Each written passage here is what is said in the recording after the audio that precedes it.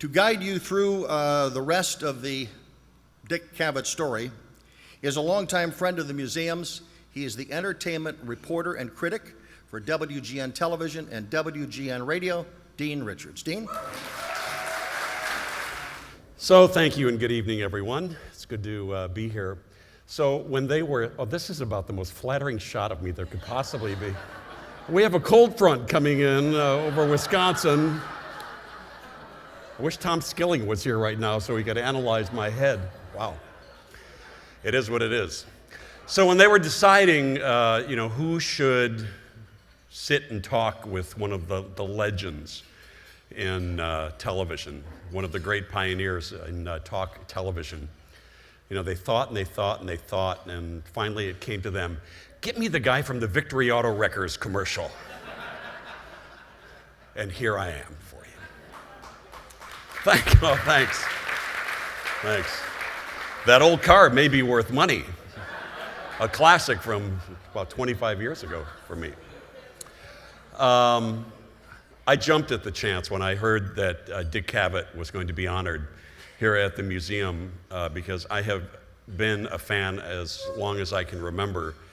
Growing up on the South Side and coming home from school, coming home from work, my appointment television every night was to watch the great Dick Cavett, to see what was going to happen. I mean, it sort of was the original reality television. You really did not know what was going to happen on that show or what amazing guests that he would have on.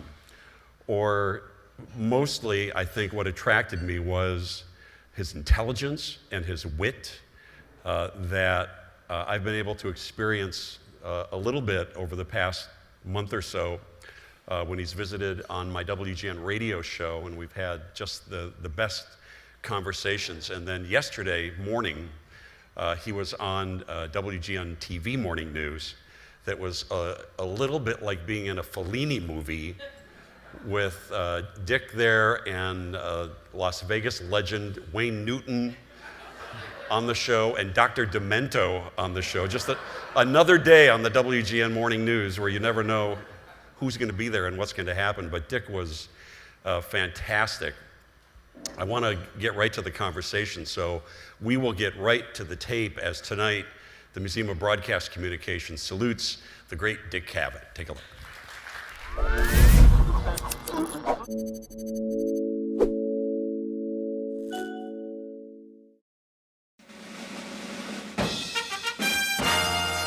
The Dick Cavett Show.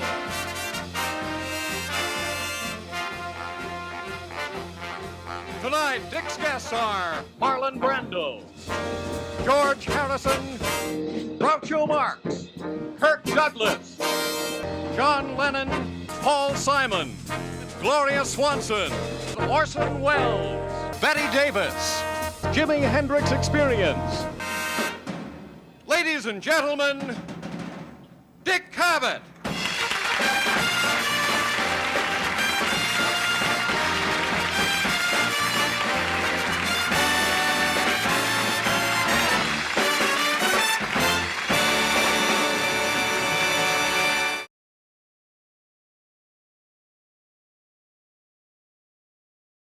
You really have been through some incredible things in your career. I mean, the violence of the things you've been through in the films. Have you ever been badly hurt?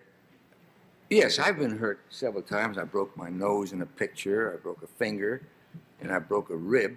You know, it's strange because when I started my career, you're studying Shakespeare and Ibsen, and then you start doing movies, and then suddenly you have to learn how to mount horses and juggle and skip rope and fight, and suddenly all that Shakespeare training, you wonder whatever happened to that. And I actually think that in theater, acting, movie making, in your field, I really think that vitality, energy, is the first requirement, because if you don't have vitality and energy, you can't do anything else. You know, I was browsing through your biography last night, and I had read it a couple of years back, and the idea that when you got out to Hollywood and they thought you were not glamorous seems so stunning to me now, and I guess to everybody. Well, I never really did come into that category, you know. for which I'm grateful. But there was a time there where they didn't even seem to think Well, they... you must remember I went, in 1930, when every motion picture actress was really and truly, personally, the most beautiful thing. You know, Jean Harlow and all those beautiful, glamorous people. And theater people never thought much about how they looked off stage, something we had to learn through the years in Hollywood to at least look presentable. But I never had that problem of glamour, which is perfectly obvious as you sit here and look at me, sir. You're probably thinking the same about me. I wanted to digress just for a second there. I have a great deal of sympathy for the fact that you try to put on shows that deal with serious issues. And there's a terrible conflict that you must have trying to make the show entertaining.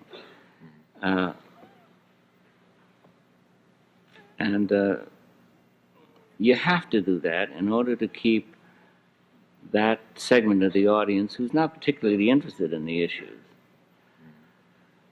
tuned into the station. And I think you do a yeoman's job. There's nobody else on television that does what you do.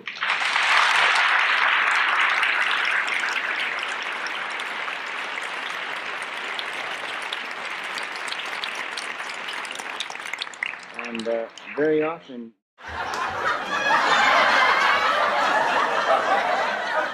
I had pigeons in the room.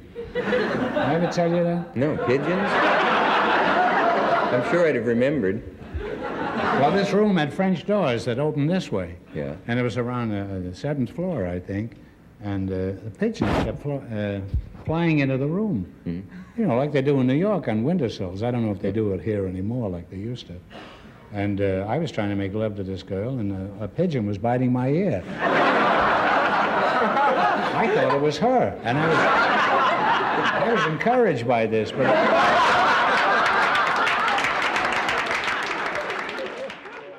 Even in Hollywood, you can stay married 42 years. You'd be surprised, the people that stay married a long time, but you don't hear about those. That's true. See, that's not news, you see.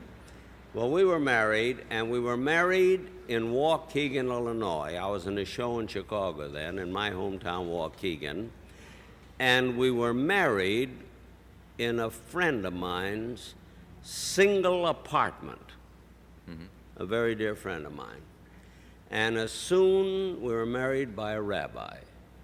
And as soon as the rabbi said, "I now pronounce you man and wife," Mary fainted right away. She really fell right over on the bed. Imagine.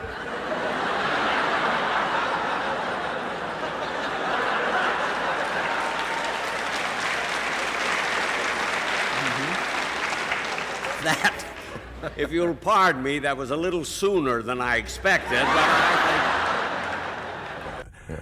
And I discovered one day that I could say I am greater than the universe, lesser than the universe, and equal to the universe. And these are the proofs. I'm greater than the universe because I can think about it and contain it within my head. Okay. That's the universe. It's in here. I'm lesser than it because that's obvious. And I'm equal to it because all of the atoms in me are the atoms that make up the universe, the same atoms identically. So there I am. And what is to fear? What's the punchline, George? You got it. It's a long punchline.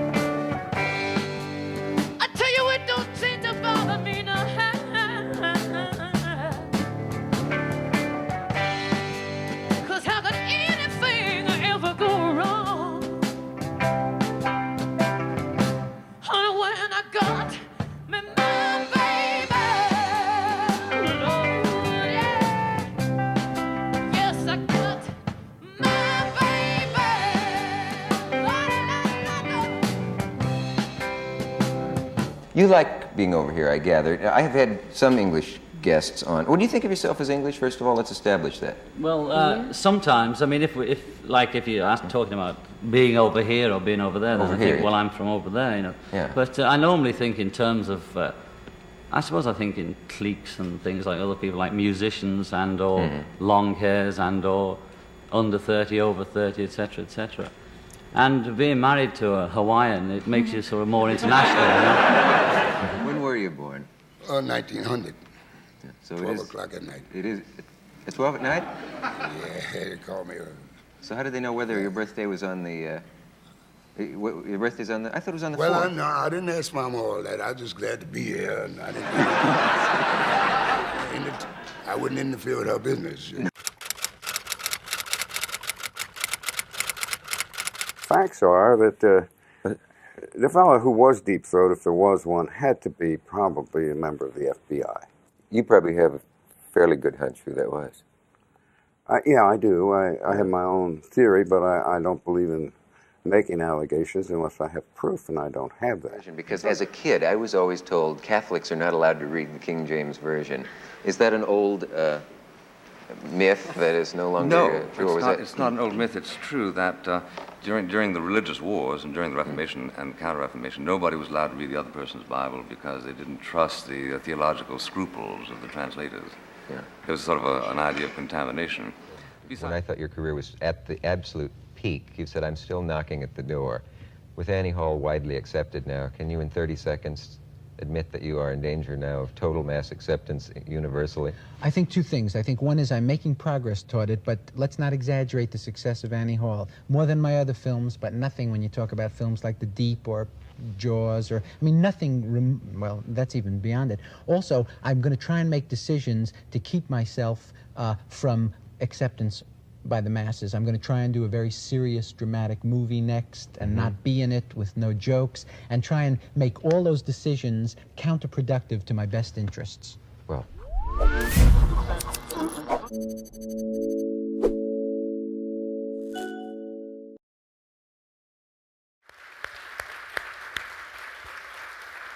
Ladies and gentlemen, please welcome the great Dick Cavett.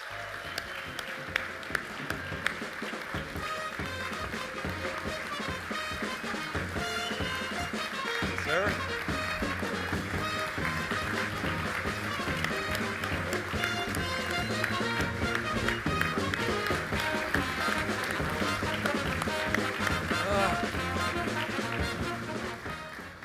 Hello.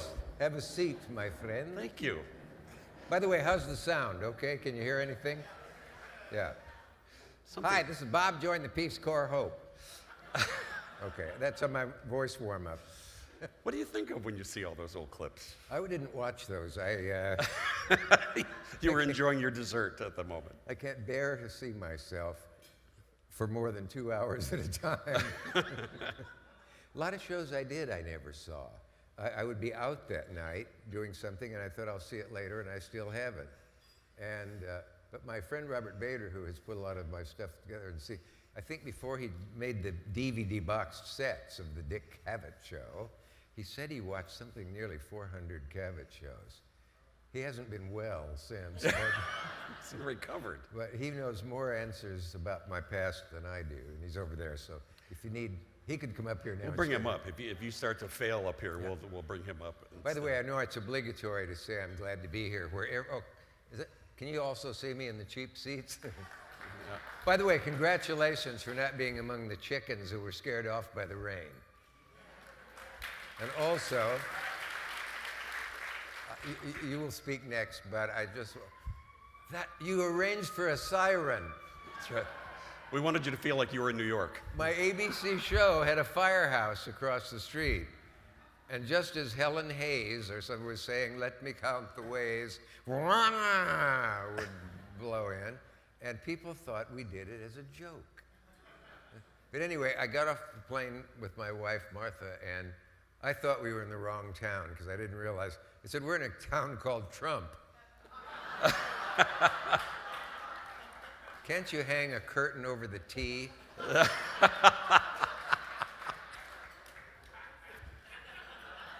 Sorry, I'm sorry. We're not on yet, are we? No, this is a great rehearsal so far, though. You had a chance to go around Chicago and see a little bit of the city, I understand. Yeah, see, that's true. As a kid, I probably came here 15 times in the summer. starting obviously at an early age. I had an uncle in Evanston, and we would drive across in ghastly heat in a 38 DeSoto with, you had to have the windows open, no air conditioning, boys and girls in those days. And it was murder, and they drove across Iowa, which had the highest death rate of any state. Truly, from head-on collisions in the heat, and farmers would pull out. And I could always count on at least 5 blood and brains all over the highway, ghastly accidents on our trip to Chicago. And then the first time I got here, I was in hog heaven. My town had a 5-story building, and and somebody said, when you go to Chicago, kid, you're going to see skyscrapers. And I pictured a machine that scraped the clouds out of the sky. I didn't know what they were talking about for skyscrapers. But here you had magic shops, and I haunted those because Johnny Carson and I were kid magicians, but not simultaneously. And I couldn't wait to get to Chicago every year. And then later, Chris Porterfield and I were here with the book Cavett, was on its book tour. What fun those are. And I ate at the pump room, and we got a dish of oysters that were dried up and looked like they had sat out all night. And I was interviewed the next day, and I said they should call that place the Stomach Pump Room. This appeared in almost every paper in Chicago. I'm surprised I'm back. But now that the town is called Trump, I feel more. So your early Chicago visits were magic shops? Did you? Oh, I did other stuff too. Yeah. Shed's Aquarium. Is this building burning down? Yeah.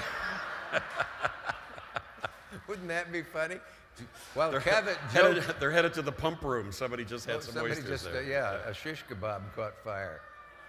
Why don't we just all go to the window and see what's happening? Well, can you hear me at this level?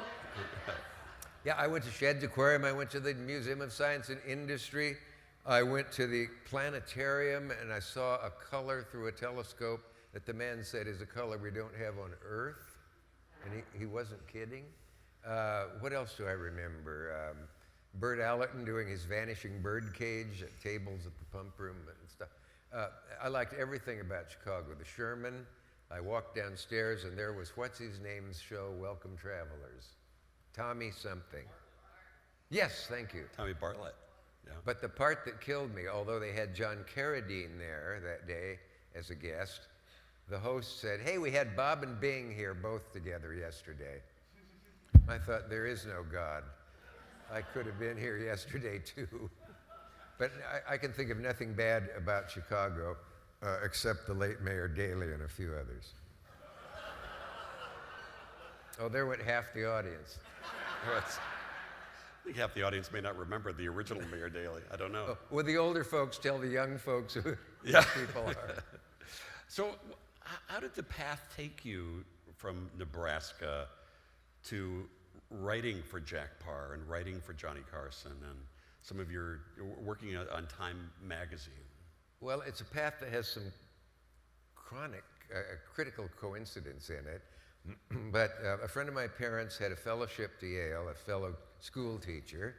My father taught school for $900 a year in the Depression and always told me about that. I couldn't believe it.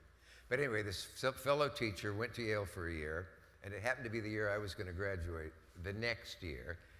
And he said, Dick should apply to Yale. And I thought, I don't even know where Yale is. And I did. And he said, here's another point. Don't let him apply to any place else. Somehow, at that time, maybe bad advice today, I don't know, or maybe in what they called regional distribution, they threw a dart at a dartboard and hit Lincoln, Nebraska, and got me. I got that letter. I knew what would be inside it. And I thought, my parents will be so disappointed. And it said, congratulations, you'll be a member of the class. And I thought, what does this mean? I leave Lincoln? They weren't going to bring Yale to Lincoln. And I did go there. There I immersed myself in theater, sneaking into Jackie Gleason's show and television shows in New York, accosted every star I could meet. How did you sneak into Gleason's show? Huh? How did you sneak into Gleason's show? Ah, good question, Mr. Holmes. I got a CBS envelope. It was about this big, mailer envelope with a big CBS eye, and in my ballsy or brash, I mean, I would, unconscious joke, I would go in the stage door of the theater, which is now the Ed Sullivan, and they'd say, yeah, and I'd say, how's it going today? And they'd say, oh, you know, the usual, and I would be sure they could see my CBS envelope, and I would march right on in. Nobody ever stopped me. Act like you know where you're going. Act like you know what you're doing. Say again? Act like you know where you're going. And what yeah, you're doing. that's another thing. Yeah. If you're going into a place and you're not supposed to be there, you'll walk sort of like this. But you can't do that. You got to walk like this. Well, that's a guy who knows this place, Yeah. and that works. Don't all try it at once. But from that, there's the oftentimes and too often told story of how get this coincidence that might have determined that we would not be here tonight. I'm a copy boy at time, out of work actor, in my teens, I guess. No, how old are we? No, yeah, but, just out of college. And 1 year out, somebody at the copy desk, where all of us who made $60 a week would gather, someone left a Journal American paper open, and it said Jack Parr worries more about his monologue than anything else in his life. Someone happened to leave that paper open to that page, and I happened to see Jack's name in heavy type. And I thought, I'll go home and try writing a Jack Parr monologue, because I never missed his show. Many of you know the rest of the story, but I took the subway down to the RCA building, which I had scoped many times. No security in those days. Knew the 6th Avenue elevators would drop you off at Jack's floor, and as incredible luck would have it, here came Jack coming along the corridor from the men's room. I let him see my Time magazine envelope, and I said, I have some material for you, Mr. Parr. He said, oh, okay, that's what I need. I got a horrible cold, excuse me. But I went and sat in the audience. Jack came out, and he reached into his pocket and took out folded papers, and I thought, I'm made. But it was a routine about parking, and I felt awful. That was the day of the first of the hijacked ships, way back then. Pirate ship, it said in papers. Oh, he went out in the audience, Jack, and a woman said, hey, Jack, what do you think about that pirate ship? And he said, can you imagine the passengers hearing a voice saying, attention, please, this is your pirate speaking? Don't you see? And it got a huge laugh there. And don't feel bad. And that was one of the lines I'd given him. And then he did 2 or 3 more. I contrived, not being stupid, to be in the elevator with him as he went down later. And he said, you want to write, don't you, kid? And that's how I got to be. That's good. It's kind of a long story. Anyone want to hear it again? So was it from that then that you transitioned when Parr left The Tonight Show, that you transitioned when Johnny Carson took over? Yeah, but not immediately. Those of us at the right age may recall that to Johnny's great advantage, he didn't take over for Jack the next week. There was a whole summer of Tonight Show to fill. Contract-wise, he couldn't go in right away, and he was wise enough not to have Jack leave on Friday and people crying and come on unwelcome on Monday. So in that summer, I wrote for I wrote for Mort Saul, Groucho Marx, Steve and Edie, Jackie Leonard, one of the Gabors. I was going to say the boring one, but how would you know? And almost anyone you ever heard of. We have a table of Zsa Zsa fans over here, I think. Oh, Zsa Zsa, darling, I don't mean you. But yeah, if you want to write for anybody who can kill a joke, write for Art Linkletter. Just a minute, yeah. Really? Yeah. Well, how was that? Well, I can't help it. Don't blame me. You really want a proof? Give me an example. What do you mean? He spelled it out, as we say. The brilliant David Lloyd wrote a line, we're honoring comedy teams tonight, Art was supposed to say. You know, comedy teams, Laurel and Hardy, Smith and Dale, Abbott and Costello, and Jackie Leonard. Jack was large, for those who don't know. Here, Art Linkletter making sure that you and I would get it. Tonight we're honoring comedy teams, Laurel and Hardy, Martin and Lewis, some of them, and big fat Jackie Leonard. Now, just in case, who's so fat that he's a one-man comedy team all by himself. Wow. Wow. I went downstairs and bought a Bennett Cerf joke book, and we copied jokes for the rest of the week and gave them to Art. We donated ourselves to Art.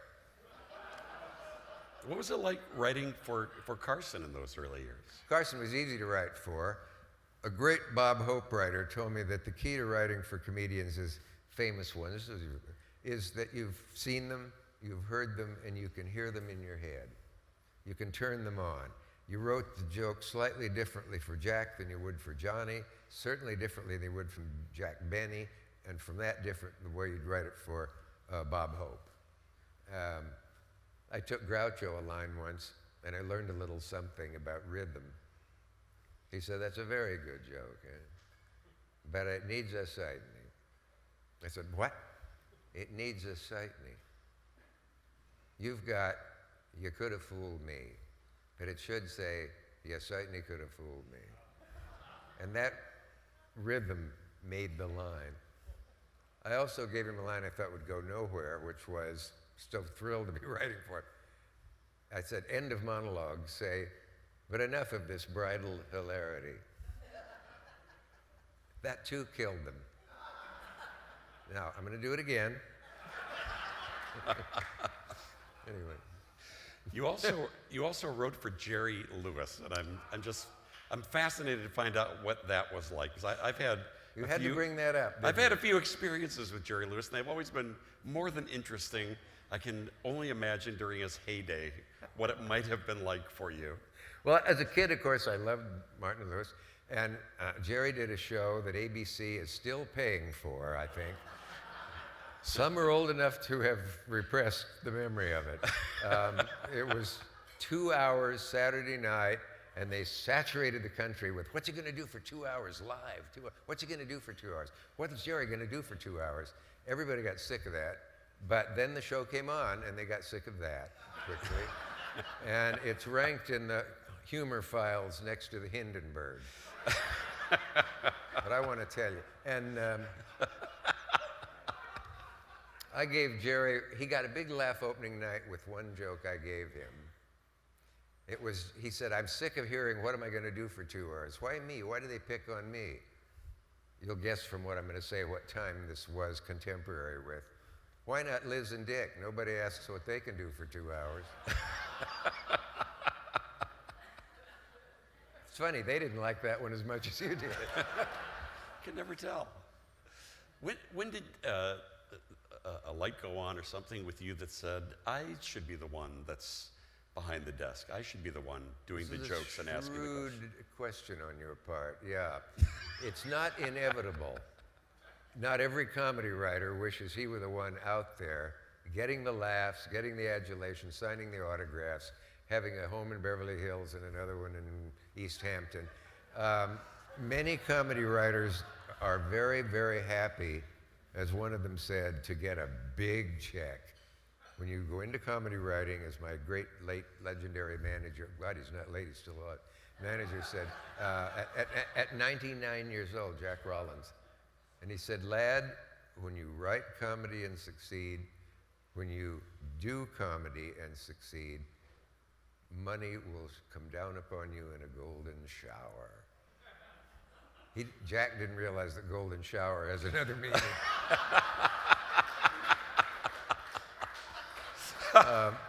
So both Woody, who was standing there, and I went, yes, Jack. But it's true, and you get paid an awful lot.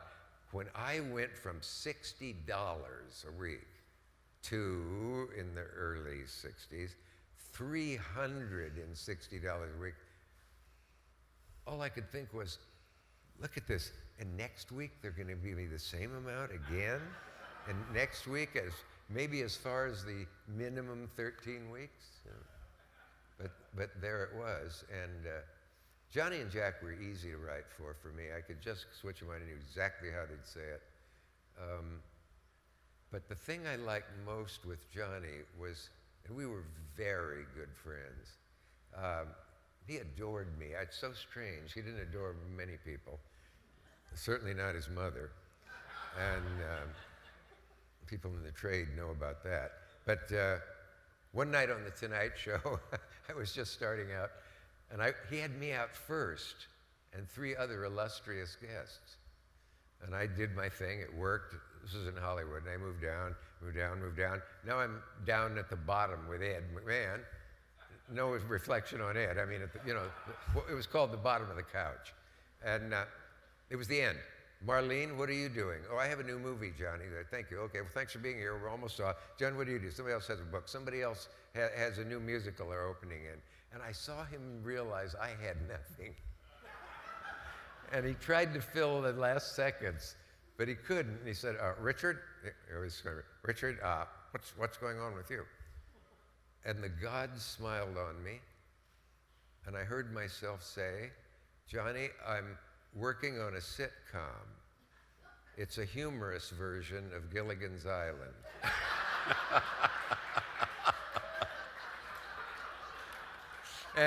And Johnny, you know that take he'd do where he went off the chair and then came back and sat down? That was a golden moment. And a big dumb columnist in New York worded it a comedy version of Gilligan's Island, which, as we can see, is the same joke, but with no finesse. It's a humorous version. Groucho and I were in Lindy's. I still have to pinch myself that I knew Groucho Marx. And a boring columnist whose initials were Leonard Lyons.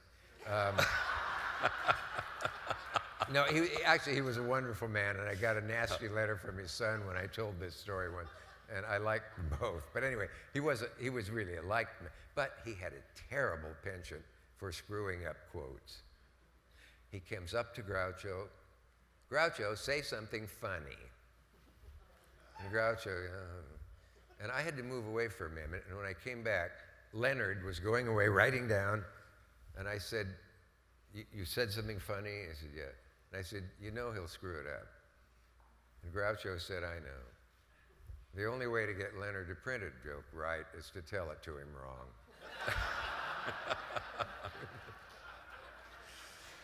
You said that Johnny liked you a lot.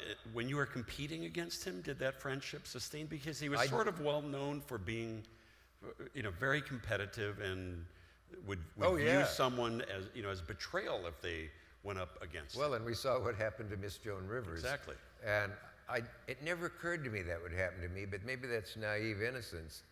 But I would call him and ask him for advice, and he'd say, Richard, it'll wear you down. And it did, 90 minutes, 5 days a week. It took real men to do talk shows in those days, I said to a reporter. And the story came out, Cavett slams Colbert and Stewart. So I called them up, and they were furious. No, but isn't that stupid?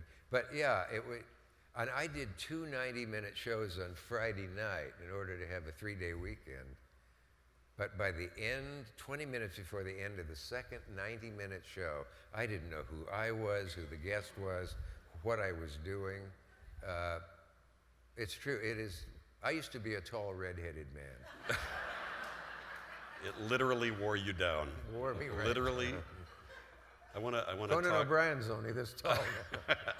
I want to talk more about those shows, but we have some folks here tonight who would like to say hello and have some greetings for you. And one you referred to a few moments ago, Christopher Porterfield. Oh, yes. Why don't you explain your relationship with him? I will do that. Would this be my last time up here tonight to tell a favorite story that's not very long? We're going to be here till 2, but 3 in the morning, audiences Dick. seem to adore it. So, Chris, you can go back to New York. And no, this won't take long. Yeah, Chris Porterfield and I met at Yale freshman year, and we have been friends ever since. Or did we take a year off? Ever since. I got to tell you this because I think it's a delightful, lovely, innocent, beautiful show business story. Working on The Tonight Show, hog heaven again, I could hang out with all my heroes that I never expected to meet, that I would lie on my back in Lincoln, Nebraska and watch on our black and white set. Everybody, Gleason, Jack Benny, Milton Berle,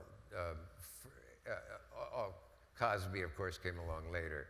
But Bob Hope knew me when he saw me. I go, "Hey, my man, how are you?" And I thought, God, he knows my name. And he came to Lincoln once, and as he finished his show and came down some steps, I said, as a little boy, "Fine show, Bob." And he said, "Hey, thanks, son." Decades later, he came on my show, and I told him that, and he said, "Was that you?" Anyway, here's the story. I can make that. Jack Benny. I always hung around him. I loved him, and I would go into the makeup room and chat with him there. Oh, that's good booze. Jackie Gleason. And I'd ask him if he was nervous, however, and he said, I got less nervous. Mary got more nervous. Well, that particular night, The Tonight Show ended, and Jack was leaving, and I got in the elevator with him, getting every bit I could. And mistakenly, about 8 tourists got in too. They were supposed to not use that elevator. Now, at a certain age you have to be to get the following references. The first bore says, "Do you really play the violin?" And another one says, by the 6th floor, do you not really pay Rochester? And do you, Mr. Benny, do you still drive the Maxwell? And you could see him, because he was such a lovely man, only person I can think of in show business that everybody loved, and the cleanest working comedian in the history of radio. Hope was always in trouble. By the 2nd floor down, where it was probably, do you still have a guy in a vault under your house guarding your money, you know? Well, they all rushed out of the elevator to tell their friends. And I said, "Mr. Benny, after so many years, don't those people get a little tiring?" And he's nice man put his hand on my shoulder, and he said, "You know, kid, sometimes you just want to tell them to go fuck themselves."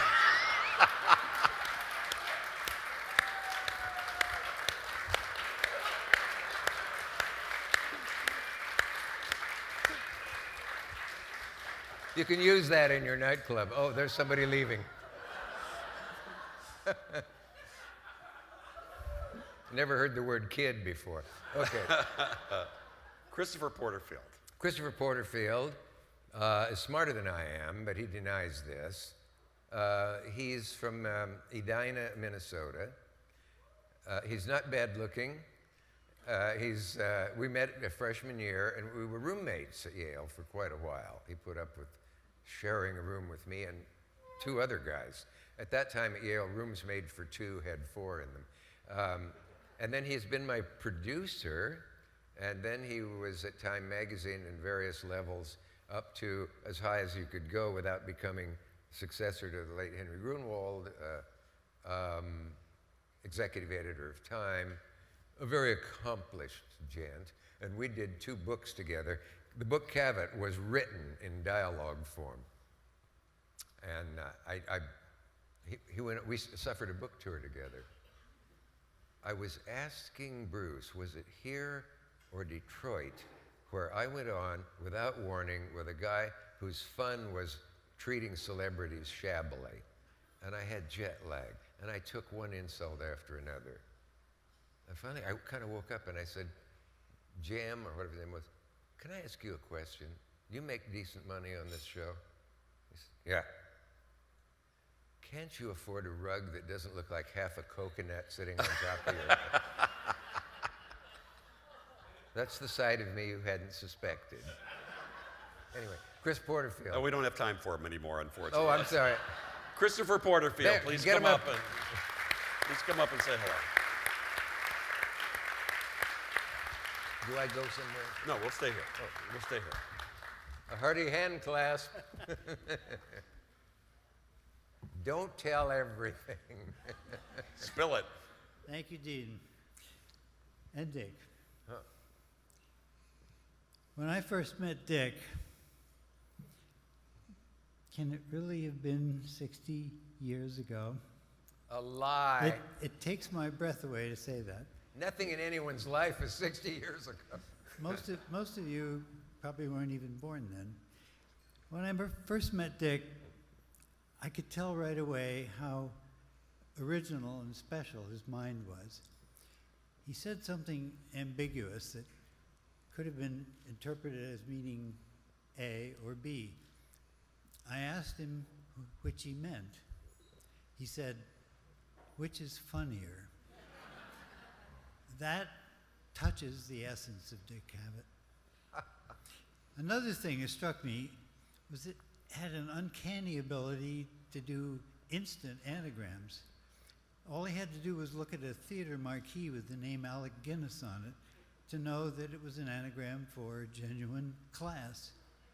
He didn't stop to think about it. It just came to him in a process that he once described to me as, and I'm quoting, a high-speed brain-tongue connection with no sense of control or choice on my part. And I'll come back to that in a minute. Dick and I shared a passion for language and literature, and he taught me to share his passion for show business. In our Yale days, he led many an expedition to New Haven's Shubert Theater, where we saw Broadway tryouts for everything from O'Neill to Tennessee Williams to the first public performance of My Fair Lady. And when we went, he always knew how to wangle his way backstage. We went to the actors' dressing rooms while I stood there tongue-tied. He knew even then how to play to their interests, how to amuse them and draw them out. After graduation, as he mentioned, Dick's first job was as a writer for Jack Parr on The Tonight Show.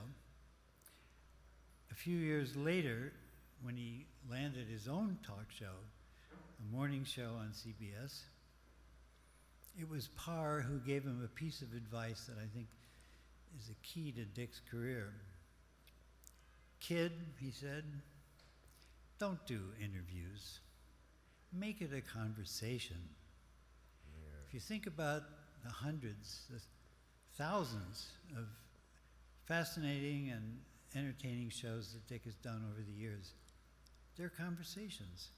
Free-flowing, unpredictable, lively, sometimes surprisingly revealing.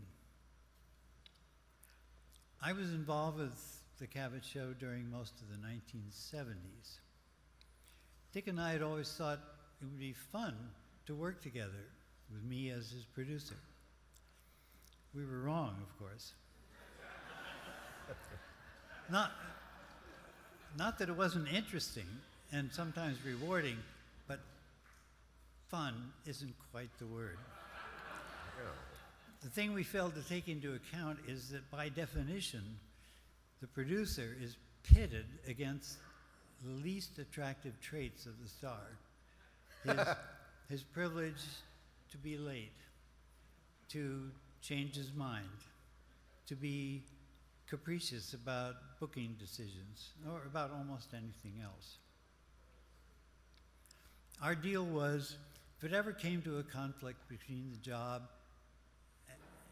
and the show, the job would go. in other words, my job. We had some close calls, but our friendship and my job survived. In fact, I emerged from those years with my admiration for Dick's talents not only intact, but magnified. I truly believe he was born to be on live television. He thrives on everything about it. Its liveness, its quickness, its danger, and spontaneity. Of course, spontaneity does have its limits. By way of illustration, let me give you a piece of advice. If you ever find yourself producing a live national broadcast with Dick as the host, and seconds before airtime, he turns to you and says, I want to do the opening without cue cards. And nowadays he'd say without a teleprompter. I want to do the opening without cue cards. It'll be more natural and convincing. Don't go there. This is not a hypothetical example. June 2nd, 1977, live from Lincoln Center on the PBS network. Dick did the opening without cue cards, announcing that the evening's performance was the American Ballet Theater's production of Giselle, starring two legendary Russian dancers, Mikhail Brishnikov and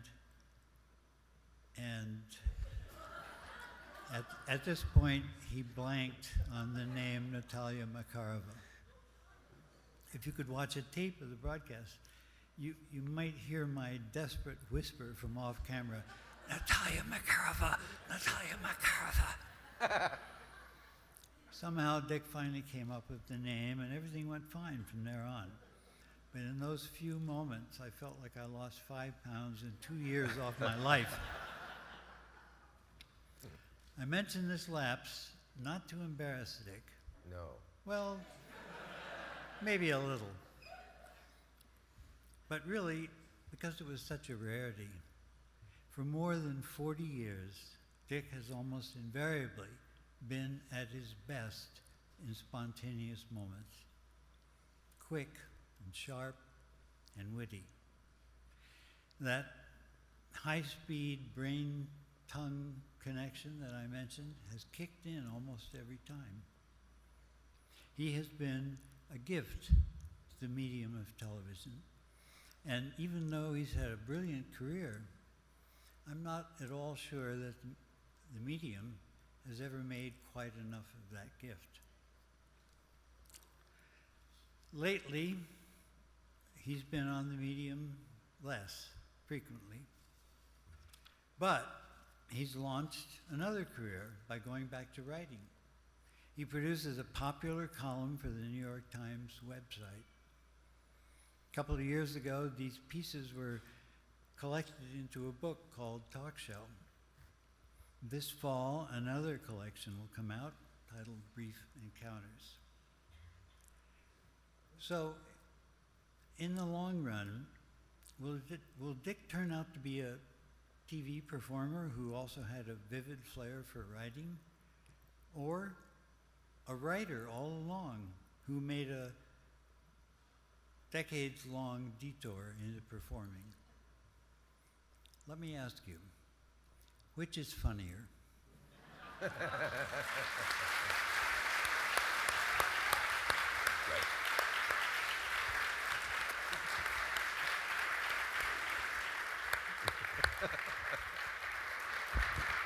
Oh, who was that?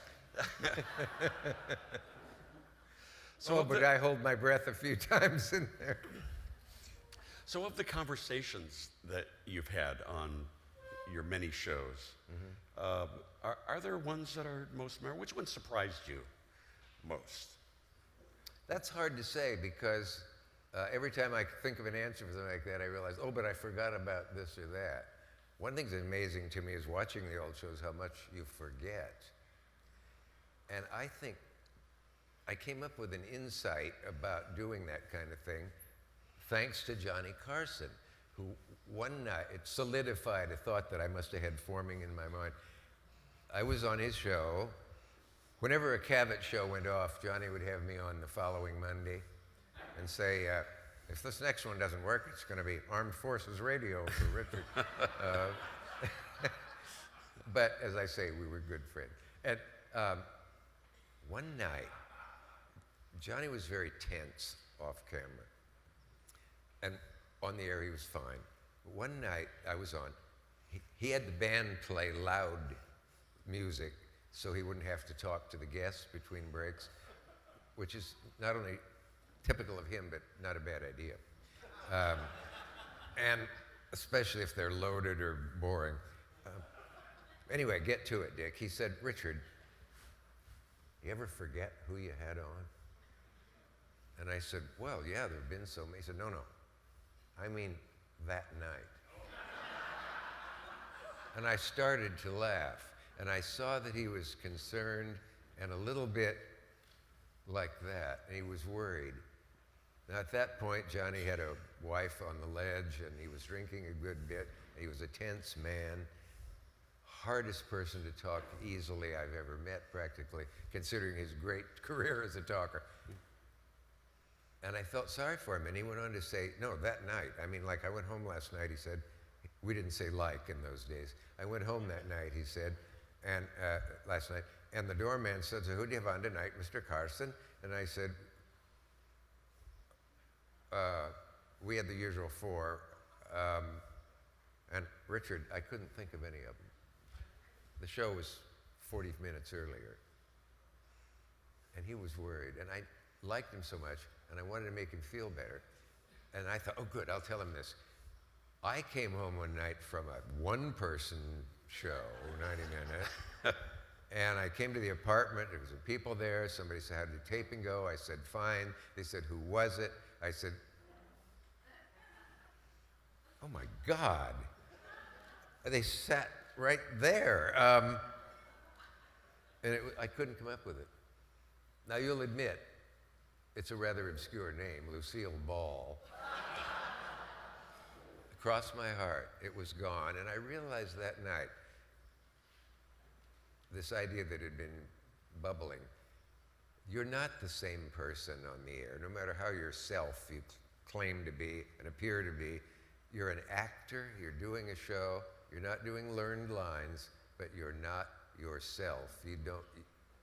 You leave that person there, you go home, and you put the mask on and be that person again. And everybody I've talked to about it, absolutely, every actor knows this. So who is the Dick Cavett that goes home then? Who's the Dick Cavett that we don't know? I'm not allowed to tell you.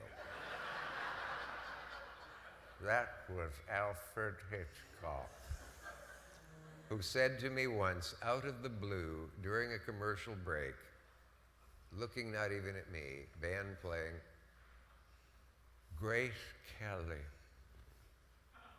the most promiscuous woman I've ever known.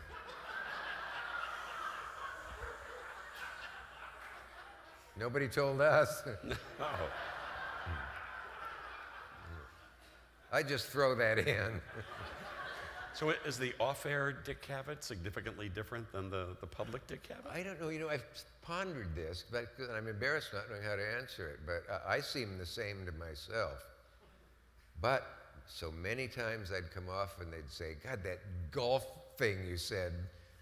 And I would say, what golf thing? And they would tell me. And then I vaguely remembered having just said it.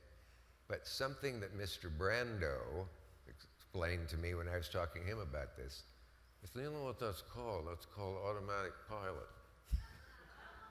You have to have it or you die out there. It takes over for you. During a fit of deep depression, I was able to do a show, and I couldn't remember what I had said in the previous sentence, thought I would not dare watch it, that the guests knew my brain was busted, that I had gone insane. And I told Brando about one particular one with Laurence Olivier. He said, do me a favor, go home and watch it. I looked fine. Brando's automatic pilot was with me, but I couldn't do it at home. I couldn't do it at home. Isn't that interesting? After the Beatles broke up, the first interview that John Lennon did with Yoko Ono was with you. That's right. On your show. What was that night like? Well, I loved that night because, though I never gave much of a damn about rock music, they all did my show. Partly because Janis liked it, and she did everybody. Jimi Hendrix thrilled my band, which was full of some of the top-flight jazz musicians of the world in that studio band. Let me give you an example of how versatile they were and how quick and how professional. Bob Hope did a surprise appearance. Bobby Rosengarten over here could see Hope coming onto the stage from the wings, saw him, and the timing went like this. Memory in F, thanks for them, and the band came in that second, everybody's instrument played. They could do anything. And Chris came in one day, commercial rehearsal, and they said, do you have any idea who you have sitting over there? Milt Hinton, Tommy Kaye, Bucky Pizzarelli, huge stars. Loved not having to travel. And they, when they watched Jimi Hendrix, Tommy Kaye, a guitar player, they just all watched him rehearse with their mouths open, and then said, Tommy Kaye said, he just did things that can't be done on a guitar. Did Lennon's people contact you? Oh, we want to come on your show. Did you pursue that? Somehow they had seen the show. I said, let's ask them to come on. They said, you must come meet them first. So I went to the St. Regis Hotel, went up to their room. They were both on the bed, but they were on the bed. They had projects working in folders and stuff. Clothed on the bed? Clothed on the bed, they were famously naked, the famous photo of that. Nobody's ever been naked in my life. Well, I take that back. But John was instantly personable, accessible, easy to talk to, as easy as Groucho was to talk to. When you met Groucho, you felt you'd known him all your life, a wonderful, rare quality in a man of probably the greatest wit, along with Fred Allen and Oscar Levant of our time. Groucho leaving a snooty dinner party in Los Angeles, hostess, leaving so soon, Mr. Marx? I've had a wonderful evening, but this wasn't it.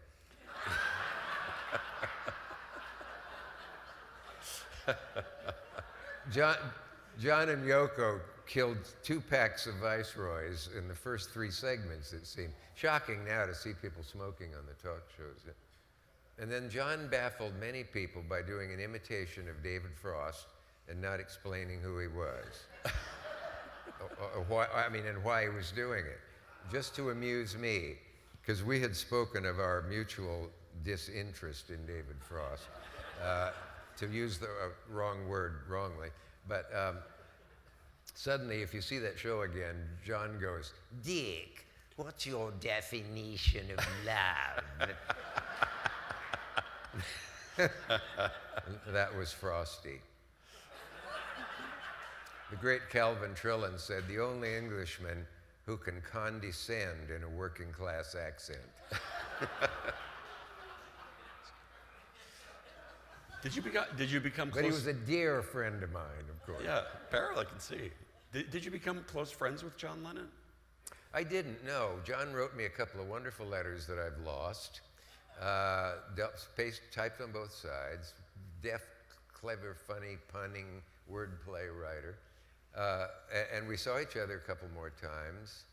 And that was it until the day that now causes foreign tourists every day in my life that I live there practically, if I go to the corner of 72nd and Central Park West where the deadly deed took place, to say, can you direct us to Strawberry Fields? That was a Swedish person. Und können Sie mir bitte vielen gekligen is a German person. And I get all these languages, and that was the end, and it's just outrageous. Wasn't What it- do you expect in a country that has the most insane gun laws of any place in the world? The problem is insoluble. It's over by now. We've had an average of a shooting at a school and that kind of thing once a week since Columbine, and it's just, no other country has it. What does that say? You don't have to answer it. You said it all, I think, with your statement. But wasn't it John Lennon that sort of put you on the Richard Nixon hit list, wasn't it? John Lennon, I used to be persona grata at the Nixon White House. I was even invited to an evening of Shakespeare there.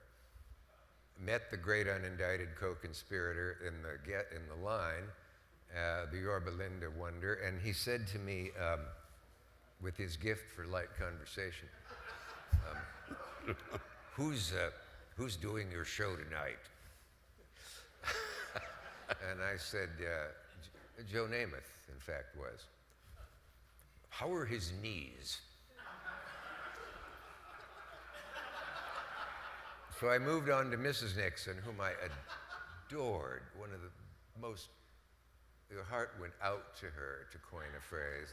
And if she had ever written her book, wow.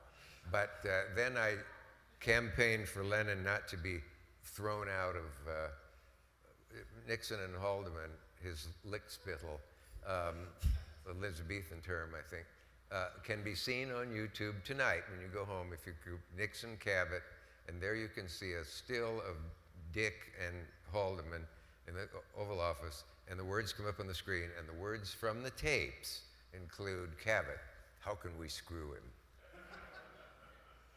And that lovely man who loved to illegally use the IRS to screw people, couple years after the fact, one of my staff members said, were you ever audited? And the other lady, maybe a secretary, said, yes, I was audited. Turns out they were audited at the same time. And so was everybody else on my staff. But nobody mentioned it, and so I never knew about it. So the son of the president managed to screw us, but here we are having the last laugh. Just then, let's hear it from the other side now. In talking with people at the reception here tonight, they, were telling me questions that they wanted to ask, and the question that came up most often was, "Who was your favorite guest? Your favorite guest, or your most exactly interesting that guest. I know that you've answered a million times. I've outlawed that question because I can't ever answer it. Yeah, is it But Groucho? Is it Groucho? For you, I will make a concession. Thank because you. I like you. Thank you. Lucky thing for you. It is. Now, if Groucho said that, it would be hilariously funny. He meant the most to me, finally, I guess. But otherwise, how can you say Brando was better than Orson Welles and Lucy than Robert Mitchum or Fred Astaire or Hitchcock or whoever? There's just, you can win a 100-yard dash, but you can't say who's the winner of best guest or anything like that. But I think I've done my best. How about the guy that actually died during an interview that you were doing with him? Any idea what you're talking about? There's a dirty trick. If there's a Guinness Book of Records with a category, man drops dead while taping a talk show in front of an audience, I am probably the only occupant in that category. Yeah. Explain what happened. Well, I wrote a column about this about a year ago in my Times blog. You can still find it. Can't forget the title. I can't remember the title, but it was, it started still, even this month, someone has come up to me after all these years and said, I'll never forget the look on your face when that guy died on your show. And I say, oh, you were in the audience? Because it never aired. If we need any further proof that eyewitness testimony is worthless, any magician and anyone who's ever done television can give you plenty of argument that it is worthless. who would the gods have die on a talk show but a health expert? It was in all the papers. It may be news to you. Most people have repressed it, but he was J.I. Rodale of Rodale Press, you know, Prevention Magazine, and lots of health stuff. Someone said it was a tribute that he lived into his 60s or whatever he was then because he'd had rheumatic heart. But yeah, he was very funny, half-hour segment, move on, it's the 12:30 slot, bring out the new guest, Pete Hamill, journalist, and Pete and I are talking, Rodale is sitting down there, and he had been so funny that I had made a mental note to have him back. Must tell the staff to have him back, and that old familiar sound. Someone said that upon seeing and hearing that, and Pete Hamill turning to me and saying, "This looks bad," and it happened to be in close-up, that I said, "Are we boring you, Mr. Rodale?" hoping he was joking because he had been funny. And you know, on a talk show, sometimes a comic will snore while his other comic friend is on and say, "Oh, I'm sorry." But no, Rodale had, to paraphrase the jazz term, purchased the acreage. And he was dead on arrival at Roosevelt Hospital, but one doctor told me he was dead then. It was awful, and the audience thought it was part of the show for a measurable amount of time, because why not? It was like, we're here, a stage, lights, audience, band playing, must be part of the show. But I saw two stewardesses in the front row crying, and then the perception that a man had just joined the silent majority moved out like a wave almost, row by row. Very, very weird. I went over and took hold of his wrist and realized, I don't know what I'm doing. I don't know what a wrist is supposed to, but I'm the one in charge. When I went to 244, his 49th, and went into Katharine Hepburn's living room to talk about maybe coming on the show, she sat on the floor with her legs and said, "I want to hear everything about the man who died on your show." Because she was a great medical buff. Her dad was a doctor, and she always gave pills to people in casts that she worked with. She wanted to hear everything about that. Yeah. And I said to her, "A strange moment, Miss Hepburn," called me Kate. Kate, I walked to the edge of a stage, I'm told, and I said, "Is there a doctor in the audience?" And I said, "Why did I hesitate and stop like that?" And she said, "Well, don't you know? You knew if you said, 'Is there a doctor in the house?' there would have been a laugh." And she's absolutely right. You know, so that was nice on her part. Well, let's bring up to the stage somebody who maybe can answer my question, who is the Dick Cavett, the non-public Dick Cavett, and that is Martha Rogers. Explain. Martha Rogers is here? So I hear. Oh, what is this? This is your life? Martha Rogers. Oh, Martha's my wife. Your wife, exactly. Oh, yeah, exactly. yeah.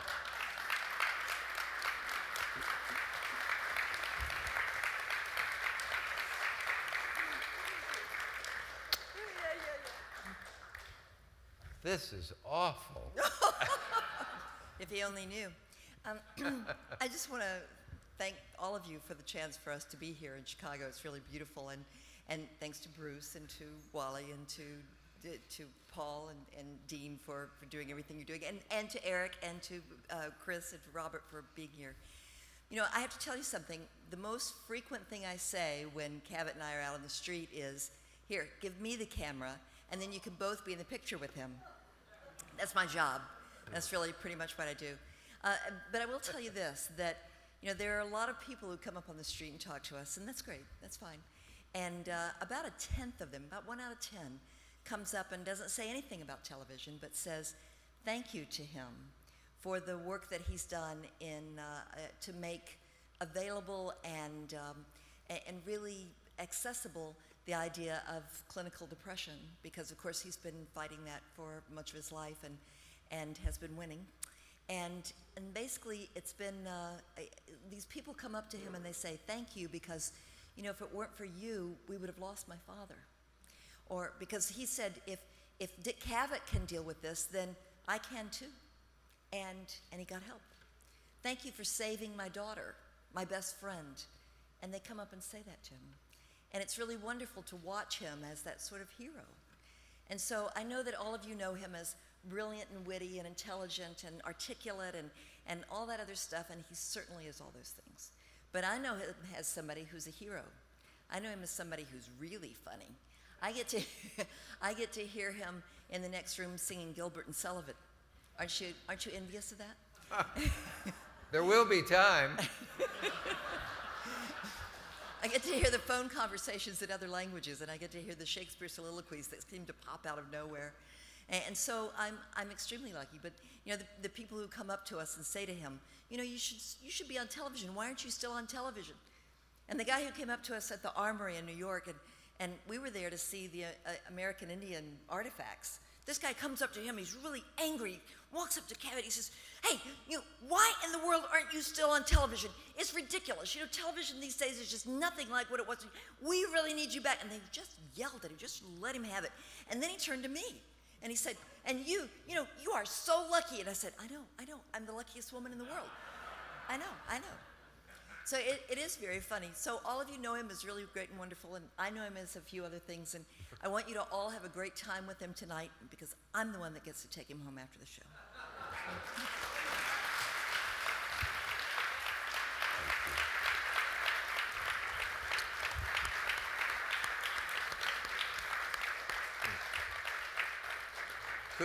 Could you do that line again about being the luckiest woman in the world? Some of your friends... How many believed it? Some of your friends who could not be here tonight sent taped greetings. What? Let's take a look at... why do we keep taking pictures of my bald head? Is there possible that we... I hope it's Dick Cheney. Notified me and said they were honoring you in Chicago, and could I send some kind of message? And my message to you is, if I were you, I would get out of Chicago as quickly as possible. I'll see you back in New York, and congratulations.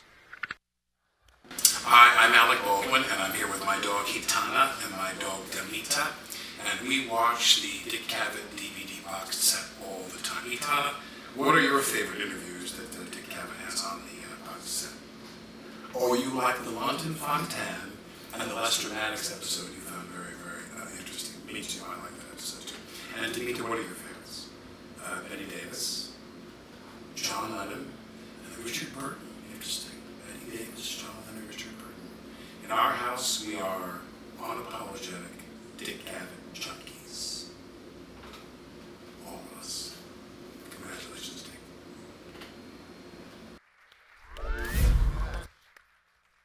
So... I'm glad I didn't have a camera there so he'd hit me. So two people without any controversy at all, congratulating. We are good friends. I am stunned. How on earth you got Alan to do a minute? That's terrific. And Alec is, by the way, one of the very funniest people in the world. An ex-producer of mine said, who worked with him, privately, which he doesn't show us enough, but you may have seen it on talk shows, he ranks with, and they said, "Dick, who are the greatest talkers you've ever had on?" Name just maybe three that come to mind. Of course, Orson Welles, Peter Ustinov, and Jonathan Miller from England. Alec is that good, and he can do anybody's voice. He's a good friend. And so is Alan. Yeah. One problem with Woody is we both have lost hearing at various speeds. So one day he said, "Cavett, walk on my right side," as we were out in the street. And I thought, is this from his religion or something? I know. But I did. And then the next couple years went by, and I said, "Woody, would you walk on my left side?" As this year started. A few years ago, I made him laugh for one of the 3 times in my life, of 50 years that I've known him, laugh out loud. when I said, Alan, we've just run out of sides of each other to walk around. Anyone else have one of these? Wait, now I can't hear myself. There it is. But it's a wonder. Deafness is a nice thing when you're with the right people.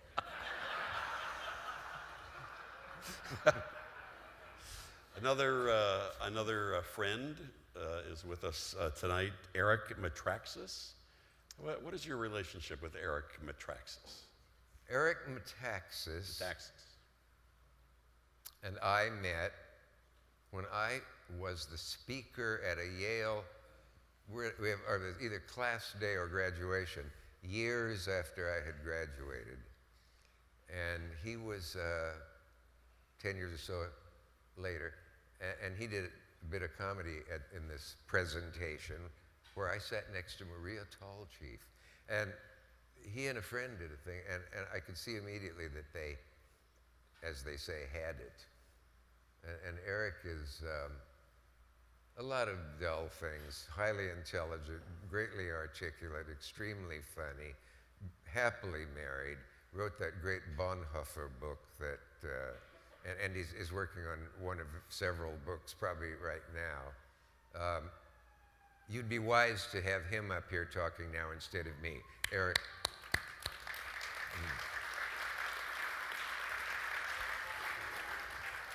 Sir.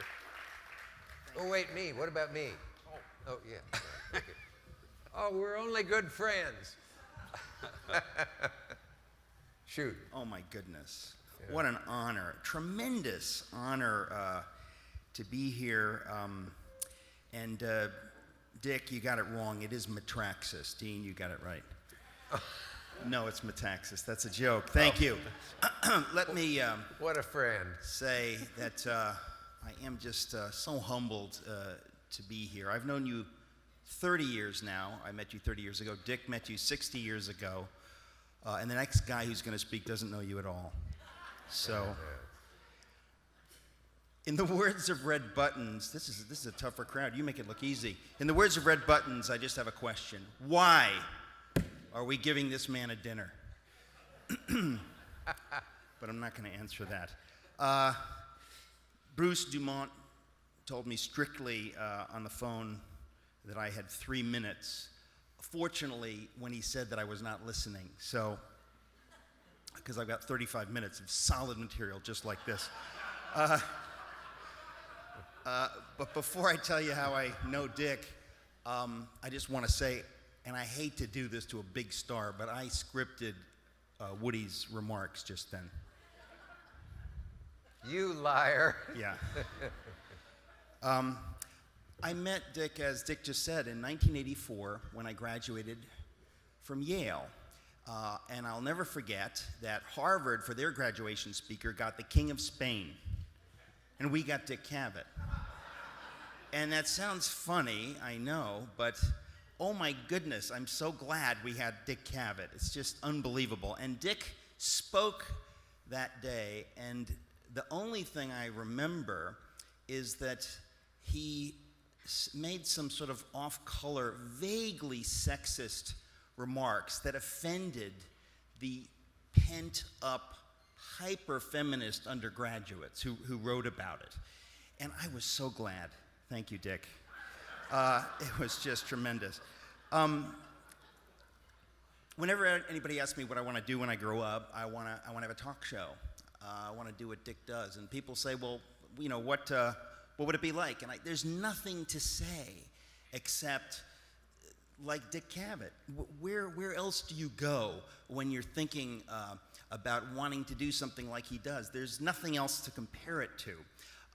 I had the honor of corresponding with Dick some years ago, I guess about 14 years ago, via email. And one day the phone rang and I picked it up and it was Dick Cavett on the phone. And there's just no way to ever stop remembering what that felt like, because it seemed like a joke, because he sounded just like Dick Cavett, but it was like in a dream where you can fly, because when you're talking to Dick Cavett, you can go in any direction and he just goes with you. It really is like flying.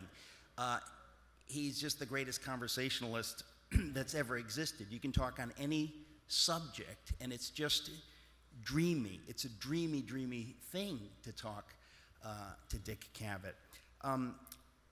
I have, in my small way, done something.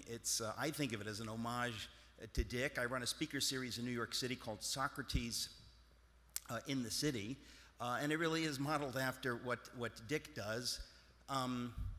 And one day I thought, hey, wouldn't it be great to have Dick Cavett himself on as a guest? He'll never say yes, of course, but somehow he did. And I had the privilege, which was also a very scary thing, of playing the role of Dick Cavett talking to Dick Cavett. So, Dean, I know what it's like. And what amazed me at that time was that, speaking of bridled humor, they weren't listening when you said bridled humor. You get to see, as you see a little bit now, that when Dick is interviewing somebody, he's tremendously witty and intelligent, we all know that, but then when you interview him, you see there's just tons of more stuff that you don't get to see when he is humbly interviewing someone else. The night I interviewed him, he quoted Robert Frost at very great length. He imitated a number of people, Jack Benny, Terry Thomas, I don't remember who else, as he's doing tonight, and he moonwalked. That's not a joke, is it? You taught Michael Jackson to moonwalk. We know that. Yeah. But he easy. did. And I'm sorry? It's easy. It's easy? Yeah, here's the principle. Shouldn't be exposed. It's the mime that does the walking in place, but going across a stage. So when you put this foot out like it's stepping out, your weight's on the left leg, you lower this foot, bring it, slide it, slide it, slide it, slide it back, then you shift. Then you bring this one down, slide it, slide it, slide it, and then you shift so that you get the nice moonwalk effect. And how can I... Thank you, Eric. I am so glad that I brought that up. Aren't you glad? Now, the waltz is a different thing. No, but I got to tell you this. I had Eric knows this. I had the Jackson 5 on my morning show. And this little kid with Al Jolson, great performing moxie, like this, little Michael, was leading that group, and it was stunning. He just had it all. And I taught him the moonwalk. But I just want you to know that I knew Michael when he was black. Oh.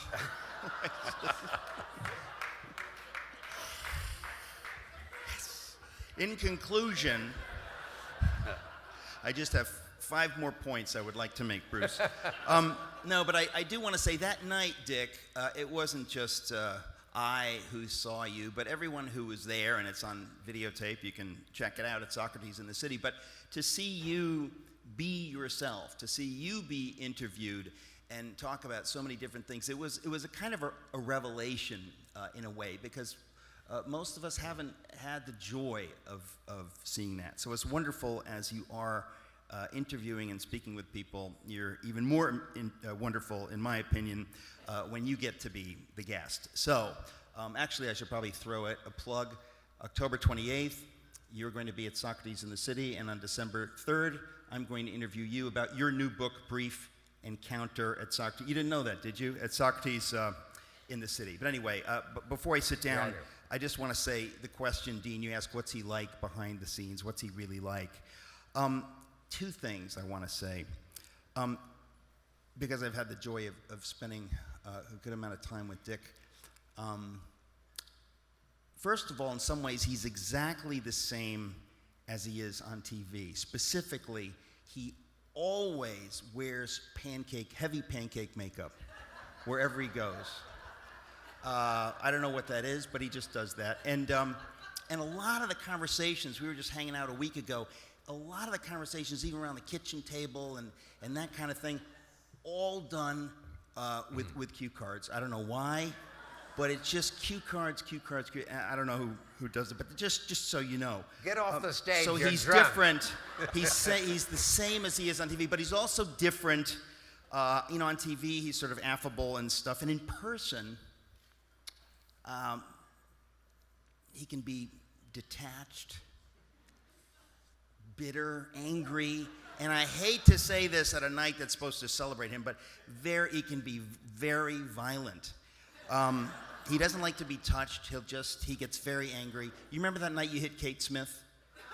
Oh my gosh, it's like she tapped you on the shoulder and you just turned, bang! It was like 1976 or something like that. Oh my God. And you know, she went down that night and people were shocked. And hitting Kate Smith, it's like punching a triceratops. It's just very, okay, that's not true.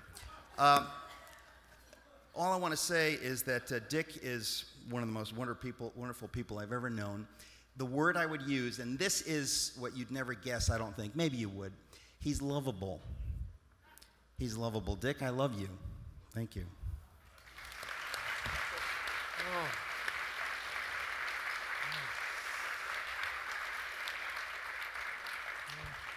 I need a heart transplant. That may have been from the moonwalking. Thank you, Eric, and for bringing up Kate Smith and my beating her up. I think that's wonderful. She could hardly get her moon over the mountain. Yeah, a reference for old folks. What is your take on late night these days? I don't watch talk shows for entertainment much. I think I had enough of it in some ways. I like to I too get my news from Stewart, and Colbert makes me laugh. Colbert is one of the funniest people I've ever known, certainly one of the most intelligent people you will ever know, and you will see so much more of him when he does that show. That when he decided to go on a show over time as a character, a conservative character, people said, that's the dumbest career move I ever heard of. He'll be off in 3 weeks. What is it, 7 years now? But there is the rest of Stephen when he's serious and talks. And I did a piece for Vanity Fair about him, and in talking to him about it, he said, you know, I had to get used to his not being funny all the time from seeing him only on the show. And he said, you know, there's so many times I sit there and I want to say what I really want to say, but I'm trapped in my mask. And he's so genius at coming up with something in that mask that is funny, but he'll say there's a little frustration in that what I really feel I can't do at that time. So it'll be a treat to see the rest of Stephen Colbert. Stewart's show seems to be consistently high quality, and it's hard because I know all of what people involved in this picture, and hard to talk about all of them and not say nasty things. It was so interesting in watching some of your old shows, from where you being with us on the morning news the other day and from our radio shows, and I went back and I watched how the pacing is different, and how you would spend 90 minutes with one person, how talk today is so fast and quick and churned out so quickly. Yeah. There was a meeting once, The Tonight Show, when I was, I'm not sliding off what you asked me, and the writers went to the production meeting, and people say, is Johnny in a good mood today, and you know, how's it going? And they broke down the show and talk it out, and I looked down at the rundown, it's called, and here was Peter Ustinov, great, oh God, for 2 short segments, then some ditzy singer, and then a cooking thing, and then some other uninteresting person. And I said, what's the philosophy of these shows? You get someone as great as Ustinov, who's pure gold. You want him to go on for 4 hours, and you say, thanks, Peter. Now here's J.P. Morgan singing Ricochet Romance, or whatever. No offense, Jay, if you're here. I have bad luck on that. And they said, oh, you're crazy. The public wants change. They want... Now, how many people are enchanted by Ustinov or Orson Welles or Jonathan Miller and think, this is great, but I want a singer in 2 minutes? Bullshit. Or words to that effect. I read... oh, and I said, someday I want to do a show with one guest who's good enough for the whole show. Yeah. did it not do well ratings-wise? Which? Your 90-minute shows with one guest. Oh, no, that was always funny. ABC was always saying, get big names, and as we know, I did. There's a DVD out with Katharine Hepburn, Betty Davis, Orson Welles, Groucho Marx, Fred Astaire, I hate to stop like this, Frank Capra, Orson Welles and Marlon Brando and Kirk Douglas and Lucille Ball. And the whole show is there. And they all went nicely. It got better. It's easier to do 90 minutes with a great guest than to do 20 minutes with that same great guest. Because you sit there thinking, oh, so much isn't going to get in, and I wish I had more time. I never had a 90-minute show seem long. I had shows with 3 guests seem long, particularly Al Capp. What happened? I hated his guts. Well, I detested his viscera. And he disarmed me. I couldn't wait to get him on. I wanted to get him good. He had gotten me in his comic strip. And I had 3 women on my staff at one time, all 3 of whom had answered an ad, do you want to be in television, gone up an elevator in an expensive apartment building. The doors opened into the apartment of Al Capp, wearing a loosely tied robe and nothing else. Think how lucky they were. Yeah. And he came on, and just before he came on, I had Lloyd Booker, remember, of the Pueblo, the captain of the Pueblo? A tough, interesting, sensitive, moving interview. And this piece of Drac, Al Capp, came on from the left wings. Nobody's listening to this, I hope. And sat down, and I was reaching for my dagger, and we weren't quite on yet, because he had a missing leg, and one non-missing leg, obviously.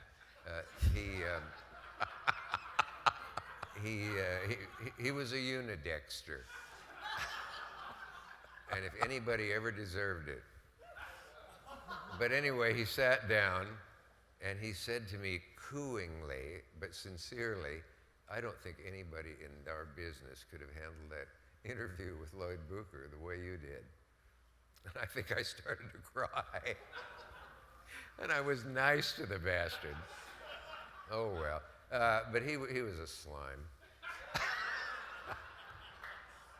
Are you hopeful for what's on television now? I read a quote where you said that we're living in an age of mediocrity. I wonder if you still think that's true with some things that are... I don't see any signs of mediocrity waning vigorously. But you know, I said once, startling in an interview, television is mostly crap. So is art, so is sports, so are politics, mostly, by definition, junk. But at the top is the cream, the geniuses, the brilliant people, the good stuff. I detest people who say, I don't have a TV set. This is snobbish and stupid, because there is very, very, very great stuff you're denying yourself. You are part of it. Nice. In spirit, if not in... And so, yeah, mostly, it has to be junk, because how are you going to get good stuff to fill 1,000 channels or whatever for all those hours? We sadly have to end our conversation. Oh, I got another hour. I would be happy to sit for another hour. People afterwards often say, I wish you'd talked more about Groucho. Here's a quick thing. I have letters from him, and I treasure them, of course, and I got one out the other day, and I realized I had not read the P.S. when I first read it. I must have just glanced at it. So the letter ended, goodbye till hell freezes over, Groucho. P.S. Did you ever know that, let's see, I want to be sure I get it right, because you got to get the Groucho sound. P.S. Did you ever notice that Peter O'Toole has a double phallic name?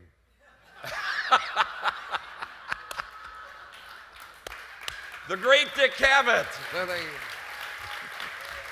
Thank you, sir. The greatest. Okay. Thank you.